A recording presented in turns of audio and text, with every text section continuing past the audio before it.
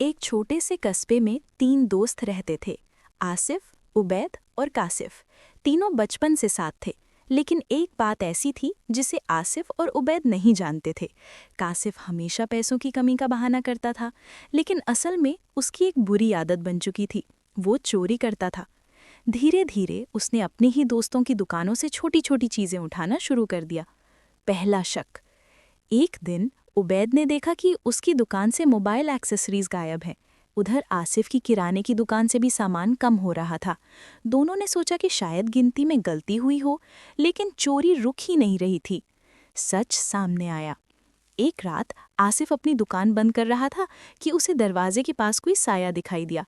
उसने तुरंत लाइट जलाई। सामने कासिफ था, हाथ में चॉकलेट और कुछ पैसे लिए हुए। आसिफ हैरान रह गया। कासिफ, तुम? कासिफ डर गया। इतने में उबैद भी वहां आ गया। दोनों को देखकर कासिफ टूट गया और सब सच बता दिया। दोस्तों का फैसला। आसिफ और उबैद पहले गुस्सा हुए, लेकिन फिर समझ गए कि शायद कासिफ मजबूर था। उन्होंने पूछा, अगर तुम्हें पैसों की जरूरत थी तो तुमने बताया क्यों नहीं? हम तुम्हारी मदद कर देते। कासिफ की आंखों में आंसू आ गए। मुझे डर था कि तुम मुझे कमजोर समझोगे, इसलिए मैंने गलत रास्ता चुना। आसिफ ने उसके कंधे पर हाथ रखा। गलती मानना ही सबसे बड़ी बहादुरी है, लेकिन वादा करो कि दोबारा ऐसा नहीं करोगे। कासिफ ने शर्मिंदा होकर सिर झुका लिया और कसम खाई कि वो अब बदल जाएगा। नई शुरुआत। दोस्तों ने मिलकर कासिफ को अपनी दुकानों पर काम में लगा लिया ताकि वो ईमानदारी से पैसे कमा सके।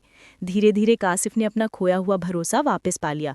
जो कासिफ पहले चोरी करता था, वही अब दोनों का सबसे भरोसेमंद दोस्त बन गया।